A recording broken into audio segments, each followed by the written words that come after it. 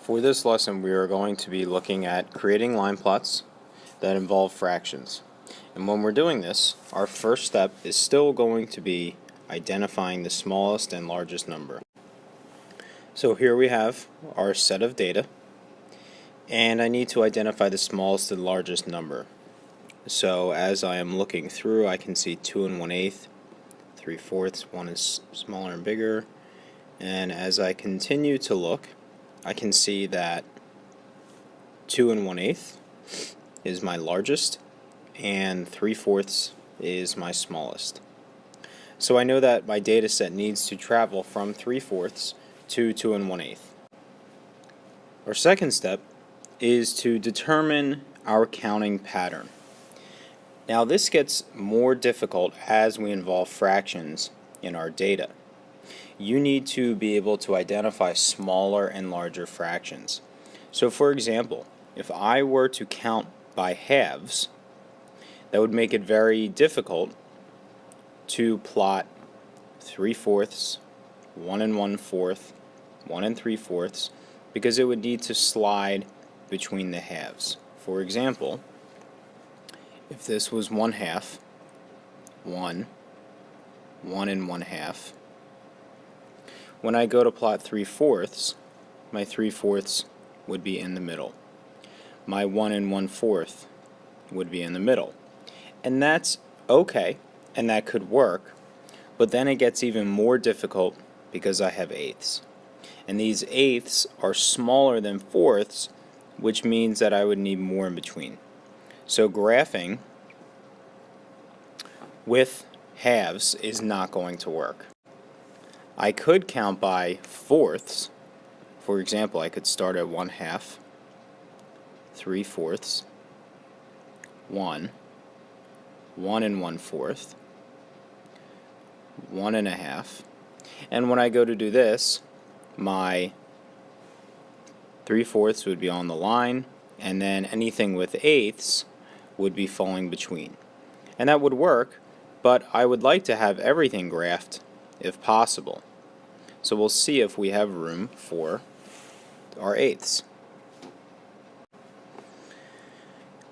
And there's two ways you can count for this. If you're not as good with equivalent fractions, then we can count solely by eighths. So 3/4 is where I need to start. 7/8, 1, 1 1/8, 1 2/8, 1 3/8, 1 4/8. Simple counting. Now, as we're doing this, instead of 1 6/8, I could write 1 3/4 because that's equivalent to my fraction.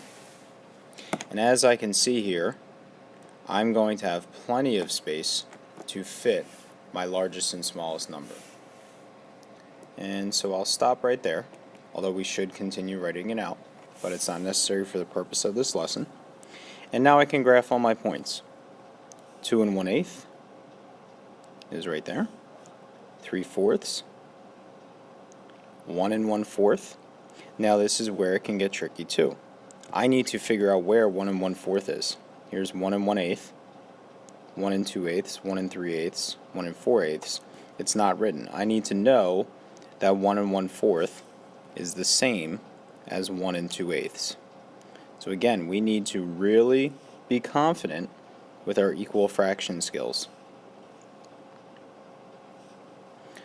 And as I go to graph, I've realized that I made a mistake, and that my lowest number is actually 1/2.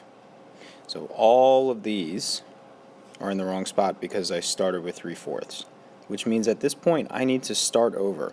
And that's why it's so important to really look at the data set to know that you found your smallest and largest number. Also, I had extra space, so I could have started what I thought is lower than my smallest and still finished higher than my largest and had space on either end to show more of the graph. However, now I'm forced to start over. Okay, as you see, my new number line is set up, and I have decided to count by my lowest, simplest fractions, 1/8, 1/4, 1 and 3/8, 1 1/2, 1 5/8, 1 3/4, but it's the same as when I had all eighths. And now I can go through again and graph all of my points. Again, if I had taken the time to more carefully analyze my data, I would have seen 1/2, and I wouldn't have had to start over. And that is sometimes part of graphing. You're forced to start over because of a mistake, but it's easiest just to clean it up, start over, and make sure what you have is exactly what you're supposed to have. And now as my last step, I'm going to count my set. 1, 2, 3, 4, 5, 6, 7, 8, 9, 10, 11, 12. 1, 2, 3, 4, 5, 6, 7, 8, 9, 10, 11, 12. We always want to make sure it matches. So that's how we're graphing with fractions. You can see that determining the counting pattern is a little bit more challenging, but it's just requiring us to use our fraction skills, our equal fraction skills, and knowing more than and less than.